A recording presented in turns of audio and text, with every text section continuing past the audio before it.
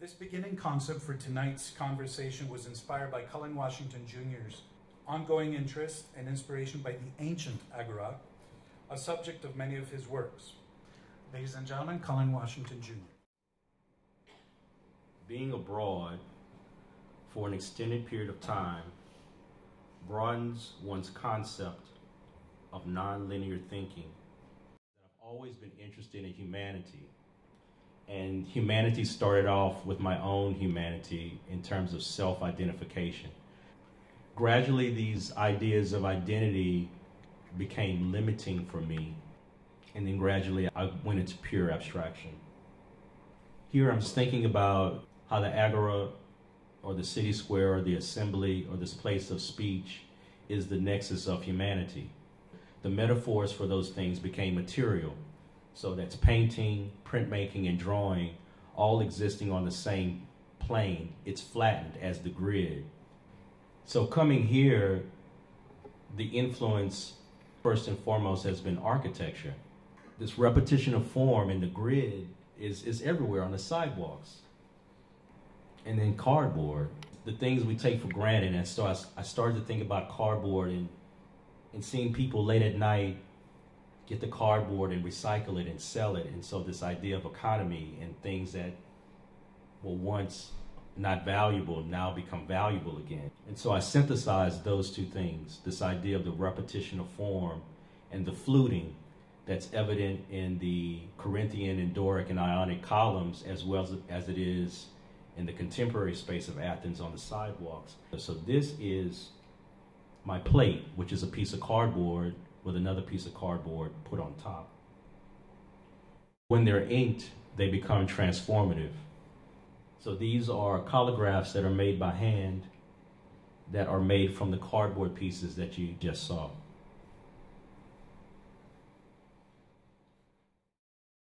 So my name is Ossei-Mensah.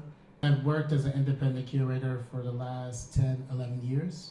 The first half, maybe 2/3 of that, I worked a job in addition to curating. One, it took me a long time to figure out if this is what I wanted to do. And then two, figure out how do I make this sustainable for myself. And this is a conversation I have with artists all the time in terms of how do you make this sustainable for yourself. So the practice for me started with a focus on people who look like me. And now that's began to shift to think about the voices that are on the periphery. You know, who are those voices that are unheard, haven't had an opportunity. So I know Greece is not part of the global south, but being here has gotten me thinking more about that. So, you know, the practice started with thinking more about African diaspora, then shifting to the margins and the periphery, and now thinking about a more expansive diaspora, which are these countries that have been either imperialized or colonized. And then in the context of Athens, thinking about what happens when you're at the cusp of these spaces. And then diversity. So thinking about, you know, how do we give more platforms for women artists? You know, how do we give more platforms for first generation Greeks? You know, so how do we think about embracing people who might not necessarily be of traditional group DNA, or they're part of this ecosystem that want to contribute, have been making do with limited resources, to further expand what's happening here. So how do we leverage that inclination to just kind of make it happen? Because through that time, there's been the emergence of tons of DIY spaces. And so how do we continue to build on that? Because I think that's as much important as it is institutions that are also here that exist in Athens and in Greece. Both Cullen and Larry presented us with a process by which there was a kind of a morphing. Sometimes when you do a residency, you're just in another place with a studio, or just in another place with a laptop. That wasn't what happened here. Well, ARCAthens did a fantastic job in really plugging us in and allowing sort of tentacles to go out and feel and touch and smell and connect with people.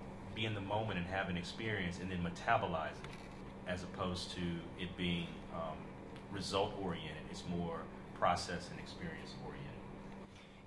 Yeah, I definitely agree. I think, thank you. I mean, you guys did a fantastic job. And I think what's interesting is that, like, you know, everyone asks you, how do you find Athens? And for me, it's like, it's complicated. it's layered, it's confusing. And what's exciting for me is that, like, it's something that I'm going to continue to meditate on even after the residency. How do you experience the notion of periphery or center in Athens? To be non-localized and not be an American that brings all their isms, like pocket change. Mm-hmm. Being here has caused me to think that I'm an artist at large. And so it's a way of thinking, therefore a way of behaving. People are paying attention to what's happening here, and people are interested in what's happening here, and they're asking me what's happening.